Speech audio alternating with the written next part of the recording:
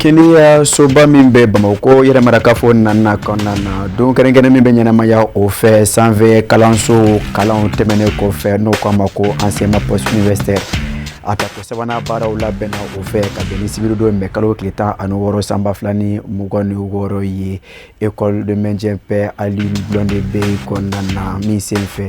baarabaw caman kɛra o fɛ nin ne ye anw donkan ye bi bamanankan kunnafoni kɔnɔna na kunnafoni wɛrɛ n'a fɔra min kan ka wala aw ye sɔɔni.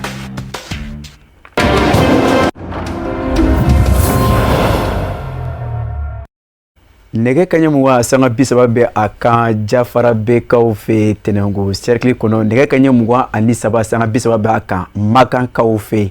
kaw fo ka waleɲuman dɔn Mali kɔnɔ ani Mali kɔ kan ɲɛkuma minnu sigilen bɛ ka ɲɛmaada Sherifla TV Jakanso fɛ jango ka se ka bɔ kunnasiri ani kunpana ka tɛmɛ kunnafoni jɛlen fɛ k'a fɔ ye bamanankan kunnafoni waati selen ye nin ye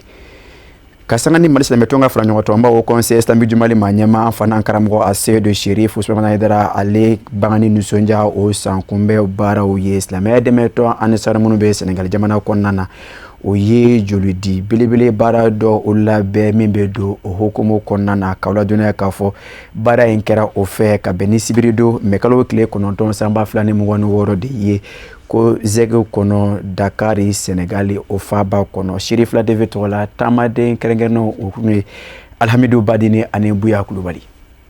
ka kɛ ni Mali lahala ye an bɛ don min na ko bi lakanako binakun kan alisilamɛya dɛmɛtɔn Ansaru Fédération Ansar Dine International a bɛ jamana minnu kɔnɔna na a tɔndenw o ye ɲinɛ 12 mai n'o bɛ an fana karamɔgɔ Seyida Sherif Usman Madani Haidara ka bangeli ɲaɲɛliw ko fɔ ka baaraw kɛ ala ko suma ani ɲumanya wale caman kɔnɔna na o kɛnɛ dɔ de sigilen filɛ nin ye Senkan Ɲanɔ Dakar Senegal faaba kɔnɔna na ka joli di ni ka nin caman kisi ko an karamɔgɔ Haidara bangela ni ye an ka joli di labɛn ko sekina ye a daminɛnen ɲinɛ san 10 ye mɛ an ye san 2 bila san 1 o kɛra covid kama an ma se ka kɛ san 2nan o kɛra 2024 ye o fana na darola dɔkitɛriw yɛrɛ ka sira kan o de y'a to a ma se ka kɛ mɛ ɲinan an ye a di nin ye a siɲɛ sekina ye o la an bi nin baara in dabɔ min kama o de ye an karamɔgɔ ka laɲini ye n'o ye Sherif Usman Madani Haidara ye sabu ale de y'a fɔ an ye k'a fɔ silamɛya nakun ye min ye ala ye min fɔ a ka kira cikun na o de ye wa ma arsalnaka ila rahmatan lil alamin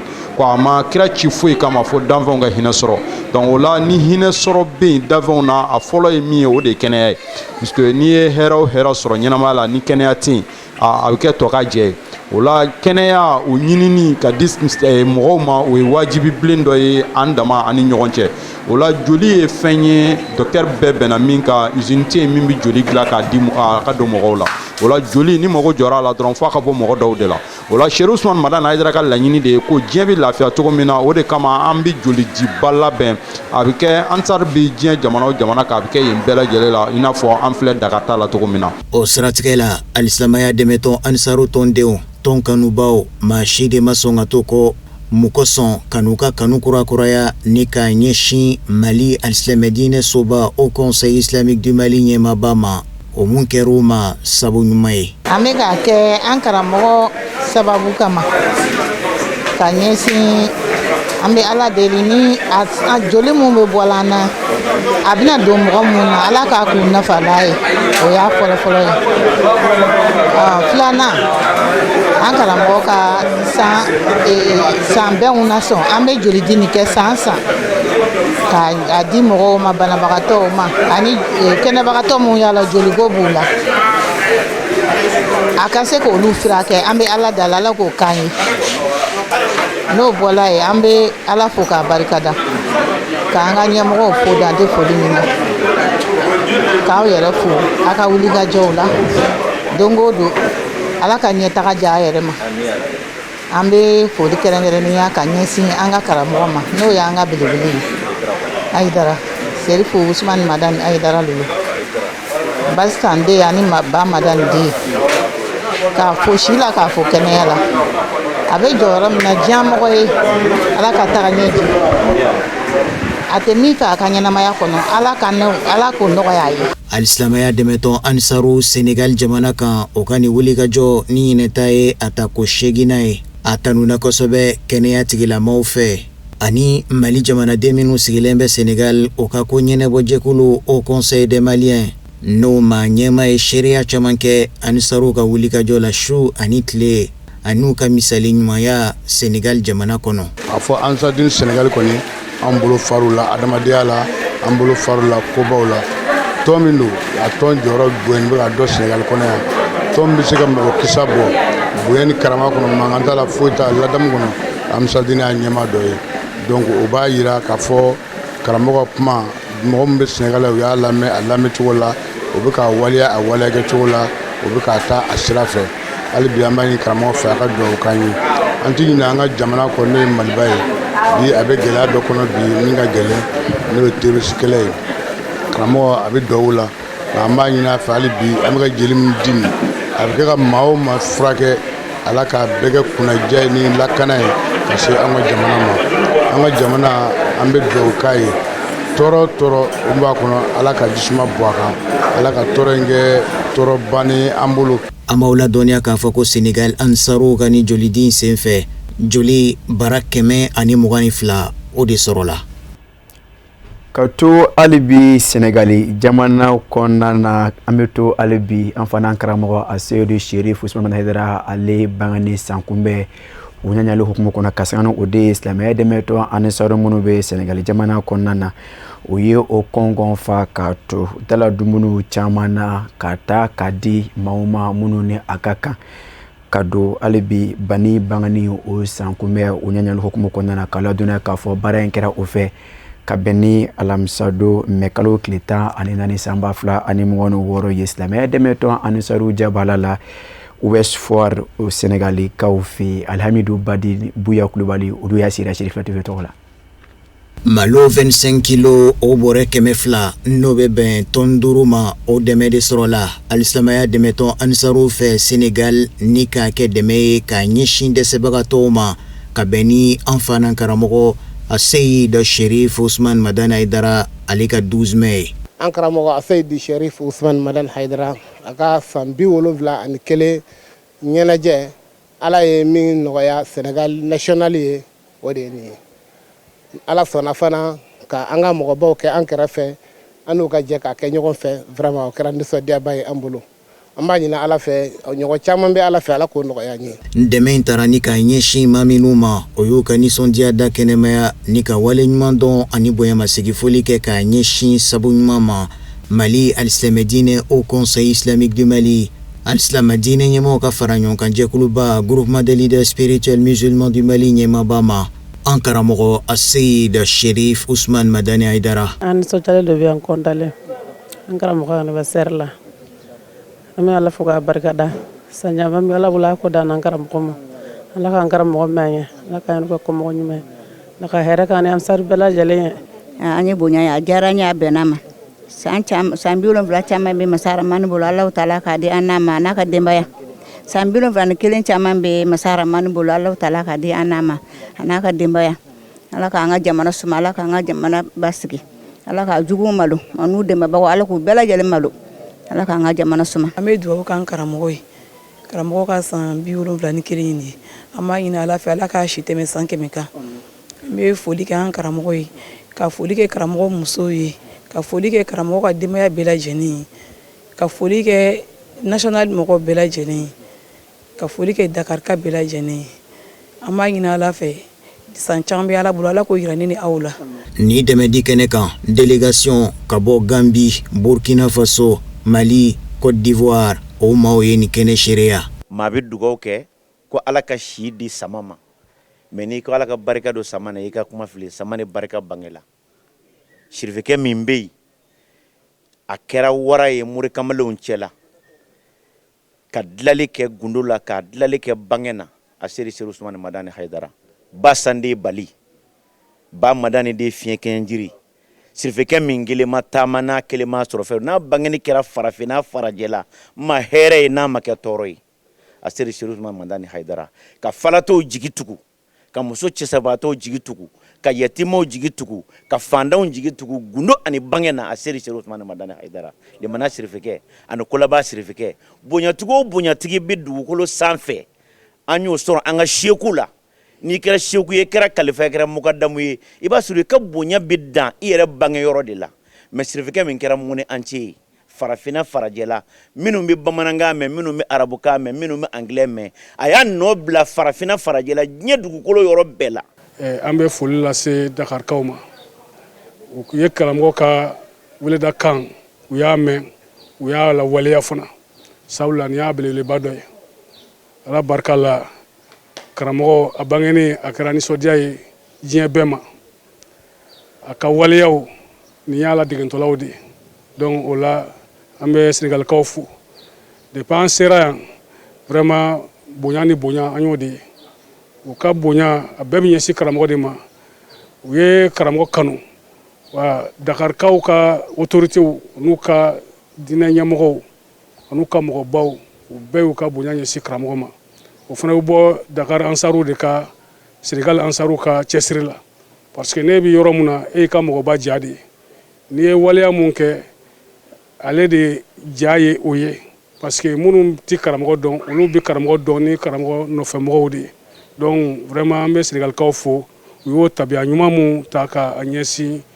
u ka sigiyɔrɔ mɔgɔw ma. A m'aw ladɔnniya k'a fɔ ko ni dɛmɛ di o de kɛra ka an fana karamɔgɔ Seyid Cherif Ousmane Madani Haidara ka ɲinɛ 12 mai baaraw kun cɛ Senegal jamana kan an bɛ jɛ ka dugawu kɛ san wɛrɛ ta ala k'o fara an si kan. Tamani abade bamadani de silamɛya jigi do an karamɔgɔ bange doni do man kan sera an karamɔgɔ bange doni do man kan le 12 mai o kɛra an karamɔgɔ bange do ye ala bolo. Ka to hali bi Senegali jamana kɔnɔna na ka sanga ni Mali silamɛ tɔn ka fara ɲɔgɔn kan an b'a fɔ conseil islamique du Mali maa Mali silamɛ diinɛ ɲɛmaaw ka jɛkuluba groupement de leaders spirituels musulmans du Mali maa ɲɛmaa silamɛya dɛmɛtɔn ani saro ni yɔrɔ fana karamɔgɔ Seyid Cherif Ousmane Haidara bangani sankunbɛn o ɲaɲaliw ye maa minnu bɔra diɲɛ fan wɛrɛw fɛ ka taa Senegali jamana kɔnɔ kɛrɛnkɛrɛnnema Dakarikaw fɛ walasa ka se ka taa tali kɛ a baaraw la o labanna ka minnu salo kɛ Dakar dugu yɔrɔ sagalen dɔw la kɛrɛnkɛrɛnnema yɔrɔ min n'o k'a ma ko Île de Gorée hukumu kɔnɔna na an ka jɛ ka ɲɛma da o ka dakuru ɲɔgɔn fɛ nusunna kan na min sɔrɔla ɲɔgɔn fɛ an ka taamadenw fɛ Alhamidou Badini ani Buya Kulubali. Cherif la télévision Île de Gorée sanfɛla la ka kɛɲɛ ni an fana karamɔgɔ alisilamɛya dɛmɛtɔn ansaru ɲɛjɛyɔrɔ a Seyid Cherif Ousmane Madani Haidara ka anniversaire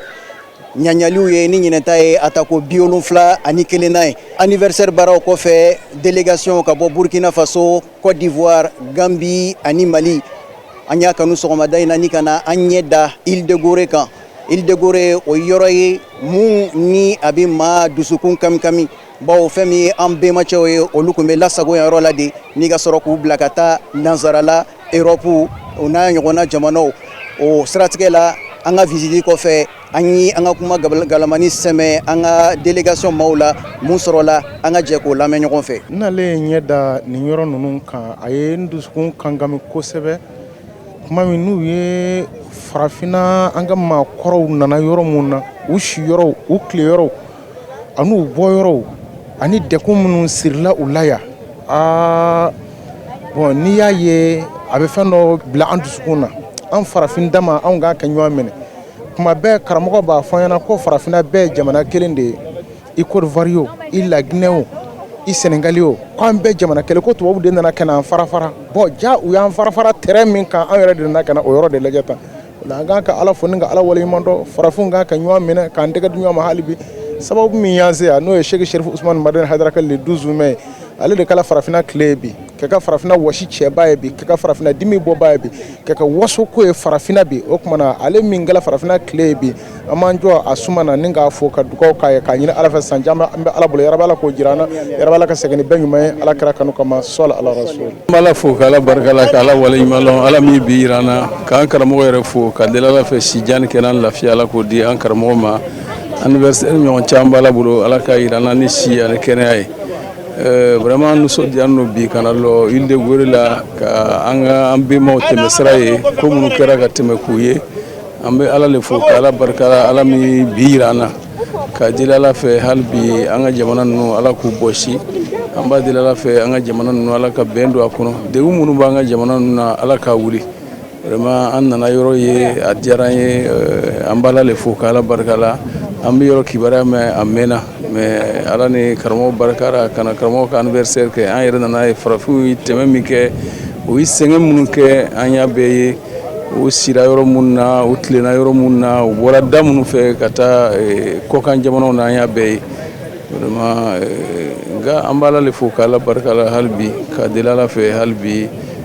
an ka jamana ninnu ala ka an to an yɛrɛ ye an b'a deli ala fɛ ala ka bɛn sabati an ka jamanaw na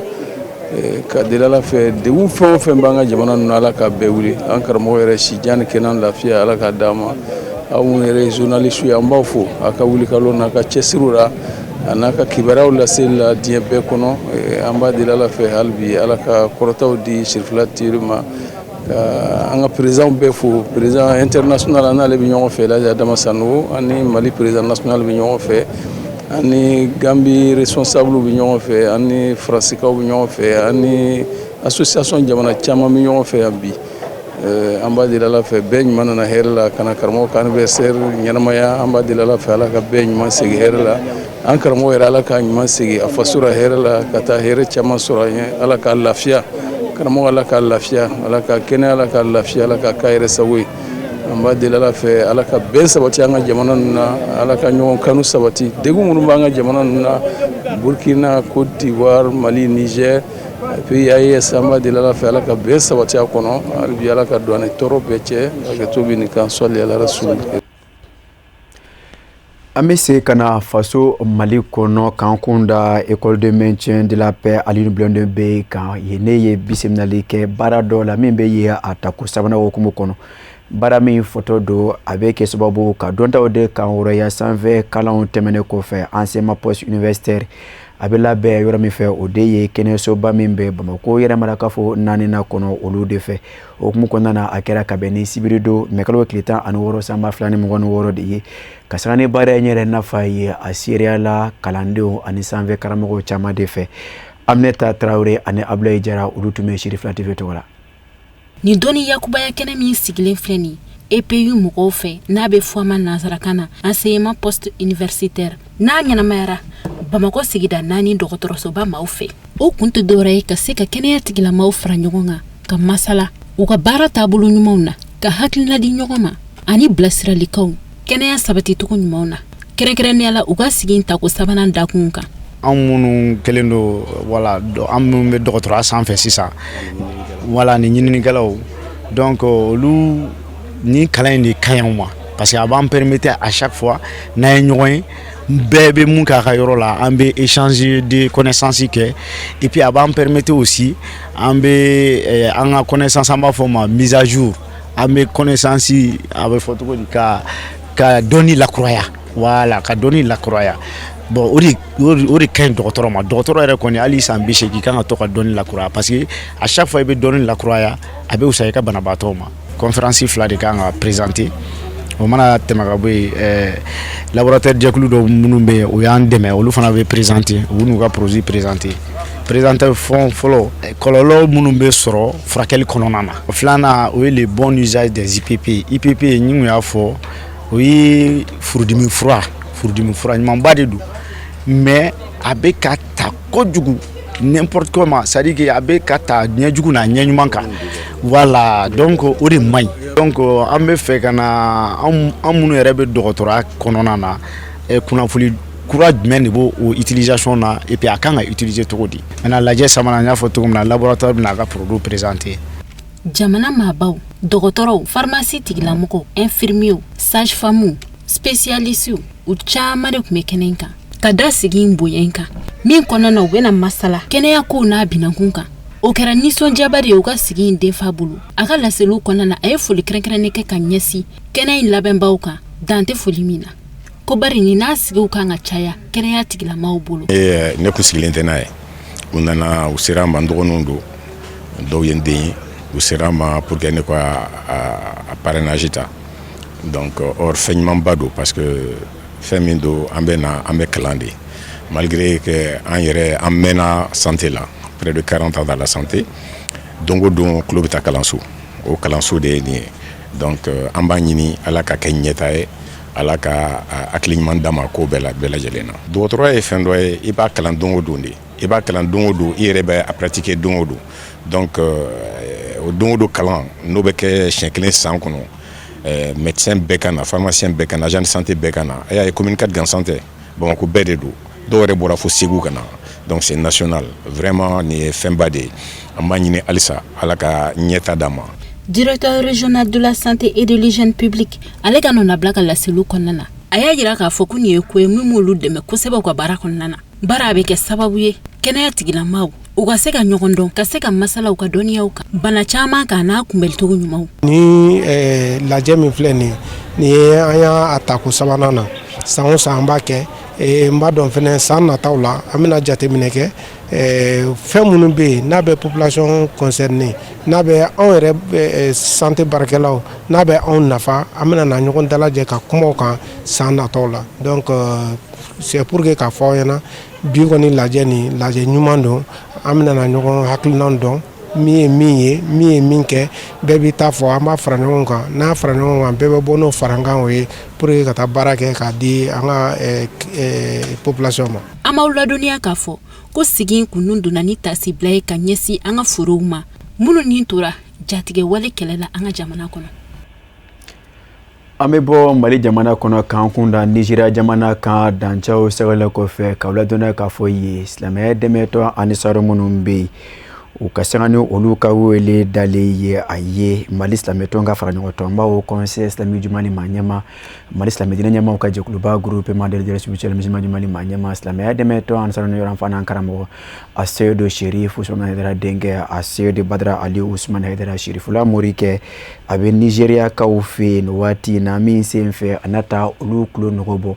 ka sanwajulu kɛnɛw sigilen ye min sen fɛ a na ɲɛfɔli kɛ o ye alisalamɛ diinɛ ɲuman kan min ko hinɛ ni makari yafaɲɔgɔnma ani keleya hukumu kɔnɔna na a kunbɛla kunbɛlicogo ɲuman na silamɛya dɛmɛtɔ ani saro ni kanu ɲɔgɔn fɛ bonya ani karama kɔnɔna na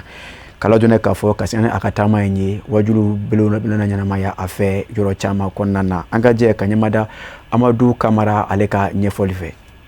Ka sanga ni welewelemada min tara ka ɲɛsi Mali alisalamɛ ɲɛmaw ka tɔnba Haut Conseil islamique du Mali ma ɲɛma Mali alisalamɛ diinɛ ɲɛmaw ka fara ɲɔgɔn kan jɛkuluba groupement des leaders spirituels musulmans du Mali ma ɲɛma silamɛya dɛmɛtɔ Ansaru ɲɛjɔyɔrɔ a Seyyada Chérif Ousmane Madani Haidara denkɛ a Seyyada Badara Ali Ousmane Haidara ma silamɛya dɛmɛtɔ Ansaru ka bɔ Nizeriya cɛ ani muso denmisɛn ani maabakɔrɔ u bɛɛ lajɛlen bɔra ka caya ka bɛn ni a ka nin tile fila taama Nigeria dugu kɔnɔna na. An bɛ aujourd'hui le 15 mai l'an 2026 ka bɔ Bamako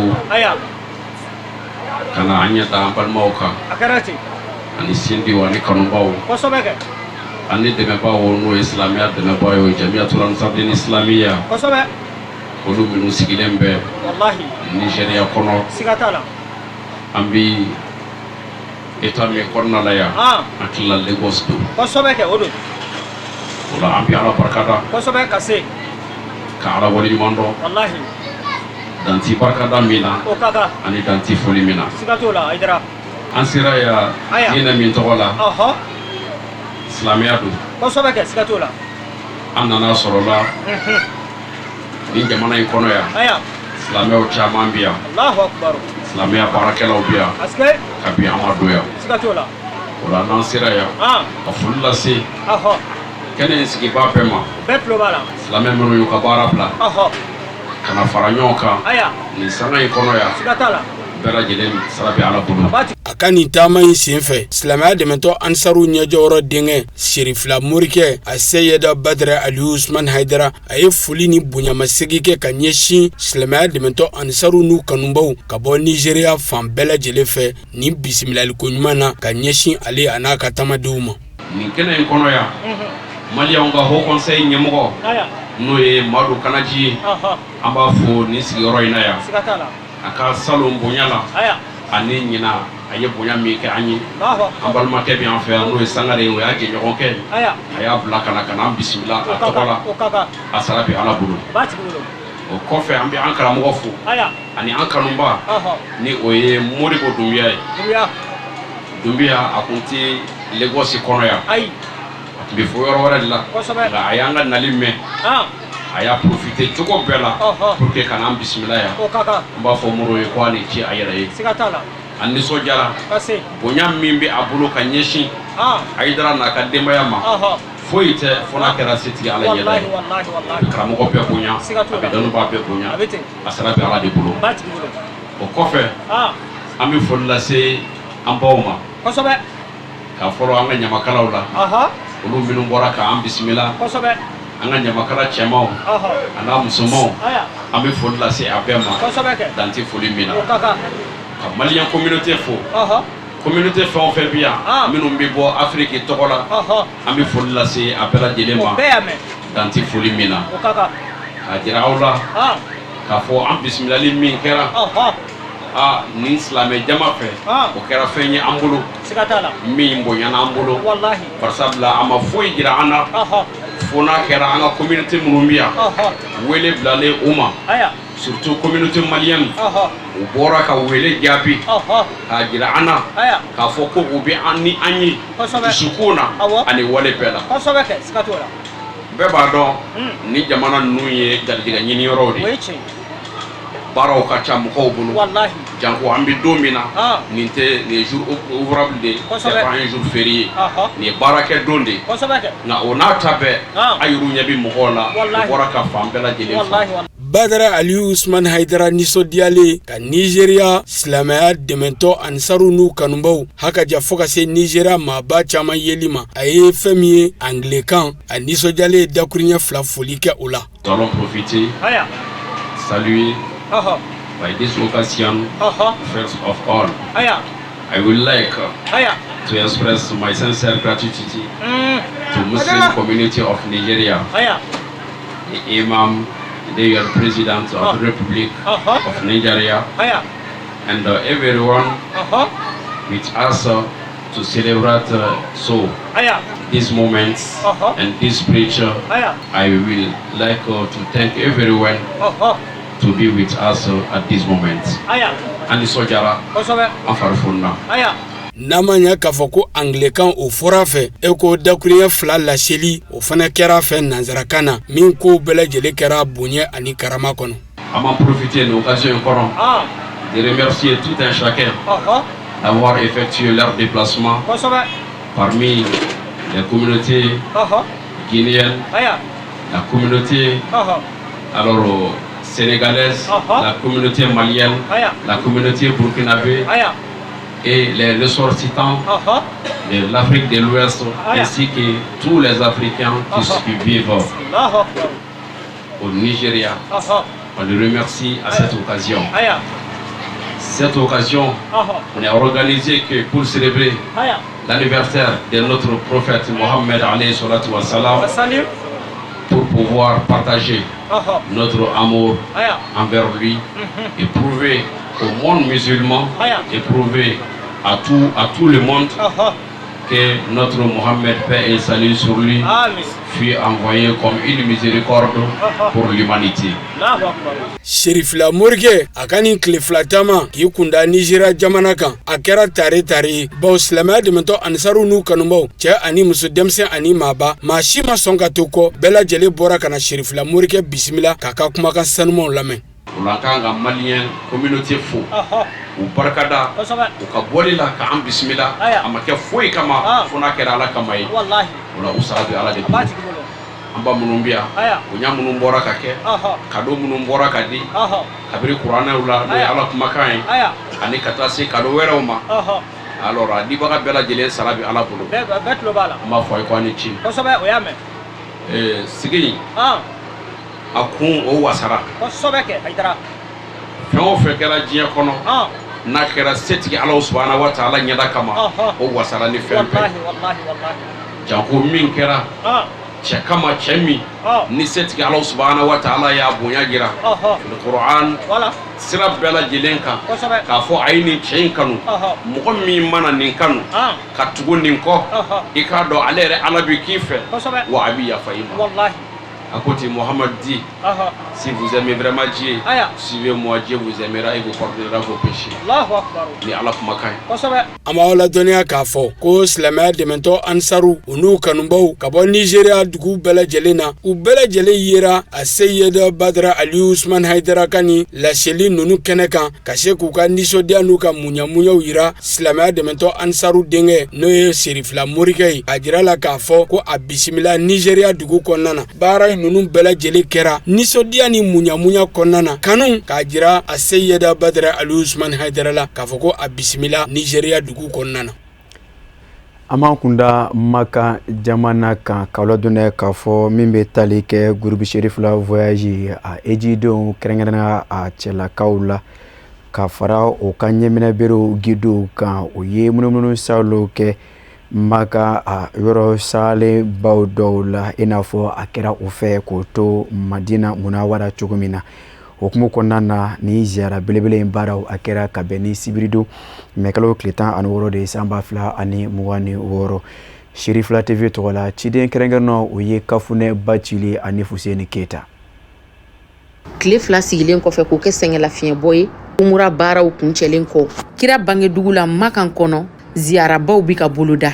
baara in ɲana sabatili kama busi caman de dadada ɲɔgɔn kan ka ijitaden cɛmanw ta ka taa Makan lahɔrɔma yɔrɔ ani silamɛya tarikuma yɔrɔw ziara. Ijitadenw taara u sen jɔ o yɔrɔ kelen kelen na lafiya ani damu kɔnɔ. Baara bɛɛ lajɛlen ɲɛnabɔlen kɔfɛ ka sigi sen kan gidiw fɛ ijitaden cɛmanw u taru sen jɔ Arafa ka taa Mina ani Musdalifa. An ba Kadijatul Kubra Muhamadu Mustafa furumuso kisi ni nɛɛma b'a ye o kaburu ziara la. Ijitadenw taru ɲɛda jinɛ misiri kan Jabal Arahama, Jabal Nur Kulu ani Alkuranɛ jiginna kira kan kulu min na. Nin bɛɛ lajɛlen ye dabaliban yɔrɔw ye lahɔrɔma yɔrɔw don silamɛya tariku kɔnɔ. An bɛ Ala fo ka barikada ka kisi ni nɛɛma ɲini Ala fɛ ko ka Alakira ba kan a n'a somɔgɔw sanu n'a ka sahabu ɲumanw bɛɛ lajɛlen. Ne ko k'an ka an ye mun ye an k'o fɔ ubiyɛn an ye nisɔndiya min sɔrɔ an k'o fɔ. Bon an ye mun ye dan t'o la sabu an bɔra Arafa ka taa Mina ka taa Musdalifa ka bɔ yen ka na Kadijata dalen bɛ yɔrɔ min na k'o yɔrɔw lajɛ ka taa jinɛw ka misiri k'o ye o kɔfɛ ka taa Jabal Rahama ka taa yen o kɔfɛ ka taa Jabal Nuru fana na. Bon an ye yɔrɔ caman yala mais nisɔndiya min b'a la n'i ko k'an k'o fɔ dan t'an ka nisɔndiya la sabu sababu min y'an se yan o ye sababuba de n'o y'an karamɔgɔ yɛrɛ Cherif Usman Madani Haidara. An b'a daminɛ ale yɛrɛ ka sababu ɲuman na fɔlɔ n'o ye Ba Madani an b'o fo ka bastan fo o kɔfɛ an ka sababu ɲuman ale fana minɛ k'ale fo k'a barikada sabu ale sababu de ye an se yan. An b'a ɲini Ala fɛ hami min bɛ a la ale de b'a dɔn an t'a dɔn. A ka hami ye mun ye Ala k'a dilan ye an yɛrɛ ka hami ye mun ye Ala k'a dilan an ye sabu ale de kɛra sababu ye k'an ɲɛ da Alakira dayɔrɔ kan ni k'an ɲɛ se ka tila ka n'an ɲɛ da alikababa in kan. Ne ko k'an k'o nisɔndiya fɔ walayi dan foyi ti Ala. An kɔni b'a la deli si ni kɛnɛ ani labanko ɲuman o bɛ Ala bolo Ala k'o di karamɔgɔ n'a ka denbaya ma. Ala ka don u n'u juguw cɛ Ala ka don u n'u juguw cɛ Ala kana n yɛrɛ k'u jugu ye Ala ka n'an ka zuru kan. Kuranɛ jiginna kira ma yɔrɔ min na an taara visiter bari alhamdulilayi o y'a fɔ an ye cogo min a bɛ tan de a janya n'a belebeleba basigi a bɛɛ b'o yɔrɔ la. Ala ka a baraji saba ye kalan dɛyɛlɛ yarabi Ala ka safata ye ka safata an denw ye Ala k'o kɛ majigi Ala ka nɔgɔya dugukolo larama kɔsɔn yarabi Ala k'an bɛɛ hamina k'o nɔgɔya a dogolen a bagɛlen yarabi Ala kɛra sɛgɛn kɛ o yɔrɔ min fɔ an ye ka taa an y'a ye sɛgɛn danna cɛkɔrɔba kan mais a kɔ hɛrɛ a y'a nɔgɔya ye a yarabi a larama kɔsɔn Ala k'a kɔ hɛrɛ sɔrɔ ale fana ye sijɛ ni kɛnɛya Ala ka nɔgɔya labanko ɲuman ye Ala k'a dayɛlɛ a ye. An mana don fili min na yarabi Ala ka yafa an ye an mana don fili min na Ala ka yafa ye yarabi y'a Mamadu larama kɔsɔn a n'a ka denbaya o larama kɔsɔn yarabi Ala k'an bɛɛ mɔtu Ala k'an san yɛrɛ kɔrɔ Ala k'an san yɛrɛ kɔrɔ Ala k'an san yɛrɛ Ala ka fɛn bɔ n'an bɛ siri min suma kɔrɔ Ala k'o dayɛlɛ i ni ce ni baraji Ala sallallahu alaihi rasuli karamɔgɔ fana yarabi madame Cherif madame Haidara a n'a ka denbaya Ala k'o kisi Ala k'o kisi a yɛrɛ ɲuman na yarabi n bɛ dugawu kɛ a yɛrɛ ka ɲuman a ka yamaruya kɔnɔ a ko Ala ka juguw dɛsɛ Ala ka juguw dɛsɛ Mali basigi Ala k'a dayɛlɛ Mali basigi Ala k'a nɔgɔya karamɔgɔ y'a denma Ala k'o kisi k'o kɔlɔsi o larama kɔsɔn yarabi Ala ka sijɛ ni kɛnɛya labanko ɲuman ye Ala k'a nɔgɔya an bɛɛ ye. Yɔrɔ o yɔrɔ ni groupe Cherif la voyage guidew bilala ijitaden cɛmanw ɲɛ ka taa ziara a bɛɛ lajɛlen kɛra wasa ye ani nisɔndiya kɔnɔna na yɔrɔ ziyaralenw barika kama Mali jamana kalifara dali masa ma ka tila ka Ala wele u yɛrɛw ye. Vraiment sincère kan ŋuna diɲɛ fan wɛrɛ kibaruya kan a bɛ lakale karamɔgɔ Musa Fama fɛ.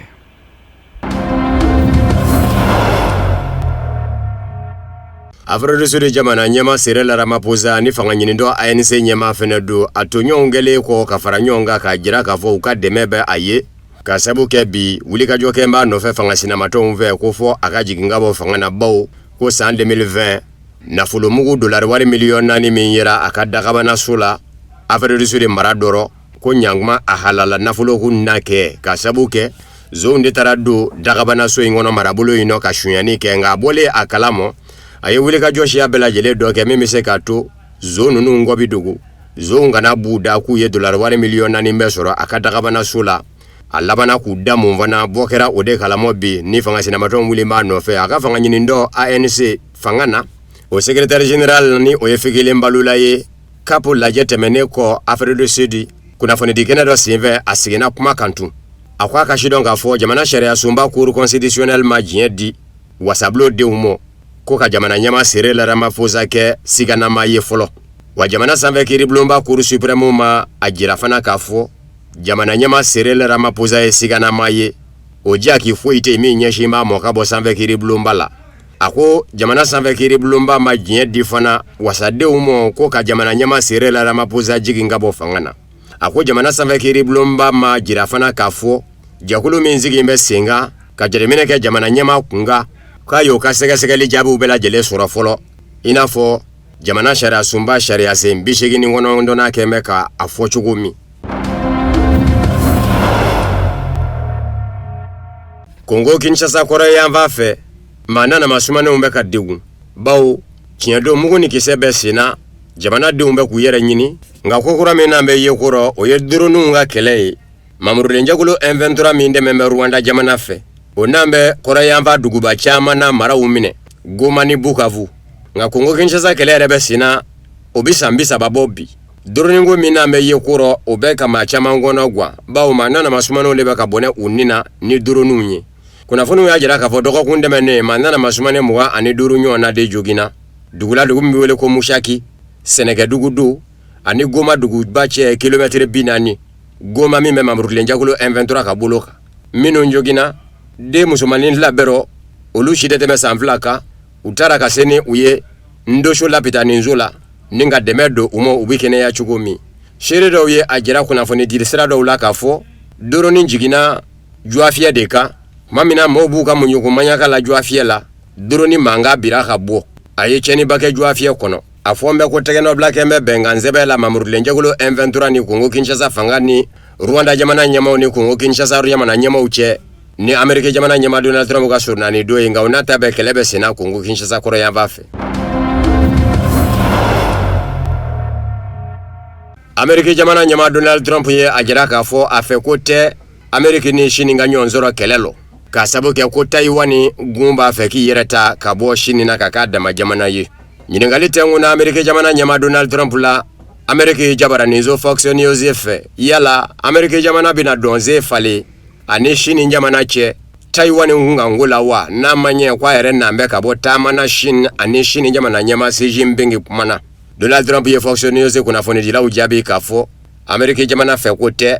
ani Sini ka ɲɔgɔn sɔrɔ ye kɛlɛ lɔ k'a fɔ ko yɛlɛma donna Amerika ni Sini ɲɛrɔ ale t'a ye o ye cogo rɔ nka bi fɛn min fɔ k'o jɛya bɛɛ lajɛlen ye o ye k'a fɔ Amerika jamana fɛ ko tɛ a ka kɛlɛcɛw ka bɔ Amerika ka kilomɛtiri 15 ni 300 bɛ boli kɛlɛ dɔ nɔfɛ ani Sini jamana cɛ o tɛ Amerika jamana fɛ ko ye a ko ale kɔni ka laɲini dɔw ye min ka d'a ye Taiwan gun a ma ɲɛmaw u ka kɛ basigi karamɔgɔ ye Sini ma ɲɛmaw fɛnɛ ka kɛ basigi karamɔgɔ ye an b'aw ladɔnniya k'a fɔ Donald Trump ka Sini dama senfɛ Sini jamana ɲɛma Xi Jinping kɛlen k'a bisimila yan'a ka bisimila yɛrɛ fɔlɔ bonya siraw minnu kan ka latile jamana ɲɛmaw ni ɲɔgɔn cɛ o dɔ ma latile Amerika jamana ɲɛma Donald Trump ye bawo Sini jamana ɲɛma Xi Jinping a ma wuli ka taa Donald Trump kunbɛn Sini bankuru jigi kɛnɛ kan a ye maa dɔ de bila ka taa o de taara Amerika jamana ɲɛma Donald Trump bisimila bankuru jiginda la ni ka na n'a ye Sini jamana ɲɛma Xi Jinping fɛ yen Amerika jamana ɲɛma kunbɛn yɔrɔ fɛnɛ na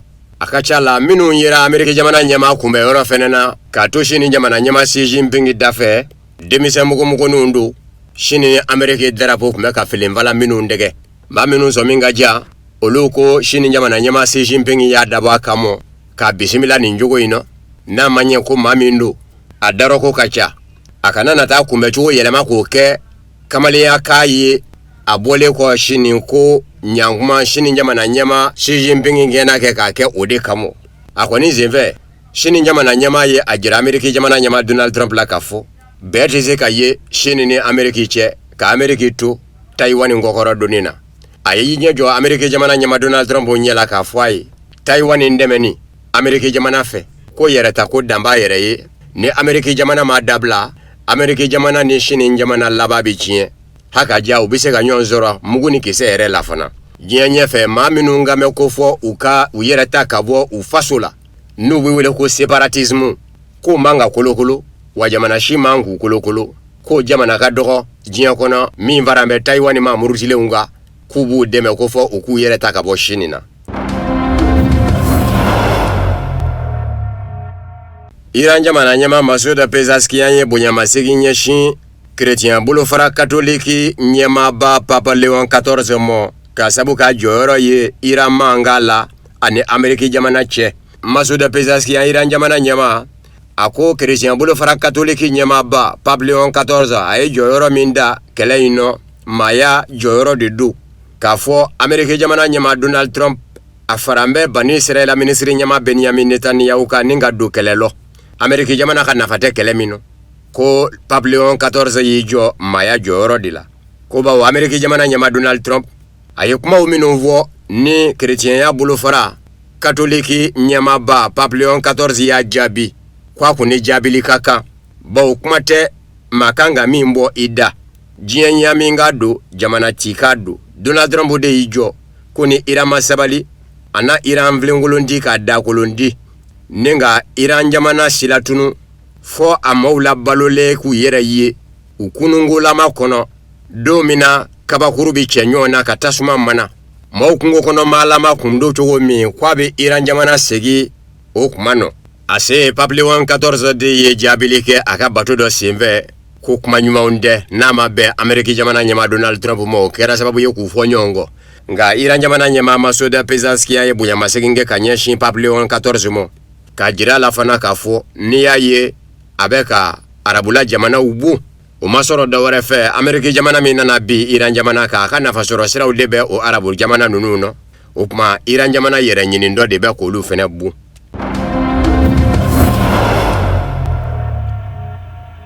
Ka segi ka aw fo kokura Mali kɔnɔ ani Mali kɔ ka ɲanguma minnu sigi mɛ ka ɲɛma da Sherifa TV jakanso fɛ bawo nin bɛ kɛ sababu ka dansigi bi bamanan kunnafoni sɔrɔ la an sera ka min fara ɲɔgɔn kan ka bɛn tuma ye kunnafoni so ɲɛmaa so fɛ